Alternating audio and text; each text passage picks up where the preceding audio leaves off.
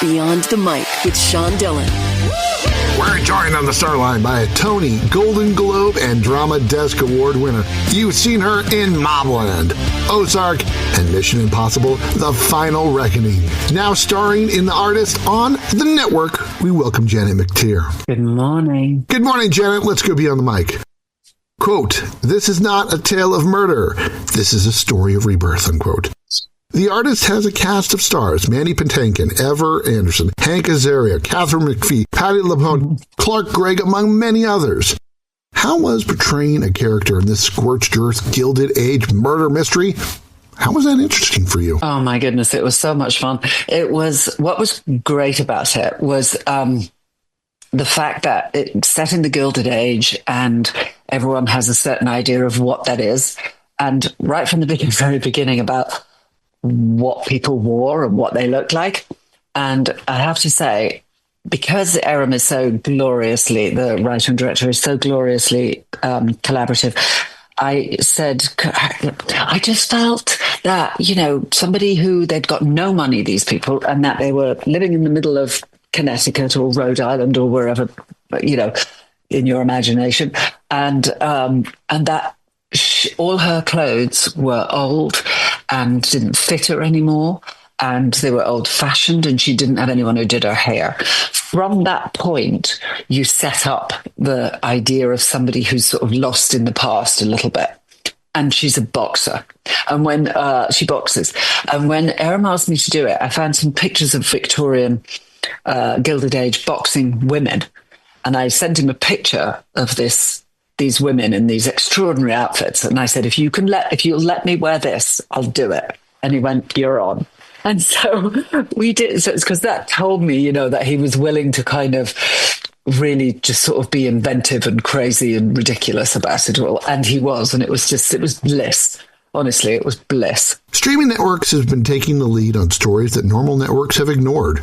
Why is stories like this fascinating to tell? The story, one of the reasons, because I don't want to give too much away. I know. But one of the reasons that this is so fascinating, and was so fascinating to me, is because it's it starts out as one thing and sort of ends up as something else in a way, and that's what made it so much fun. So you go to it as an audience member, oh, this is going to be about this, and then it actually becomes about something else. And I found that really interesting, and I thought, wow, I would want to watch that. And my rule of thumb is to only try and be in anything that I would like to want to watch myself. So I feel that this is unexpected, and that is always joyous. Janet McTeer from The Artist joins us beyond the mic for the Rocking 8. Janet, 8 random questions. Just trust your first instinct. There's no pressure. You said life would be sad if you couldn't see plays. Which Broadway play is your favorite now? Right now?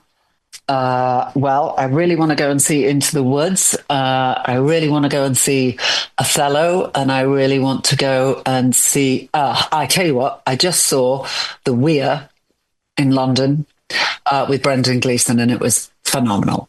Do you know where in your house your Tony Award is right now? Yes, I do, because I just unloaded all my stuff, because I've taken a space in London. I had some stuff in storage, and it is on the top shelf in my kitchen. Got to dust it occasionally. Favorite theater to perform a play in of all time? The Donmar Warehouse. Best place to see the leaves in Maine? From my kitchen?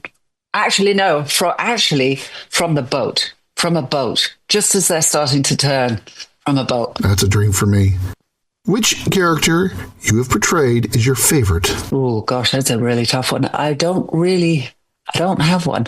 If I had to pick to portray, I'm going to go out on a limb, and I'm going to say Mrs. Claus in a commercial I did about Santa Claus. That way I don't have to pick anything else.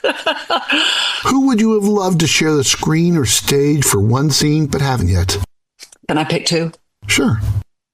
Judi Dench and Meryl Streep. Oh, wow. Time for the hardest question known to man, yes, no, or maybe. Are you any good at playing pool?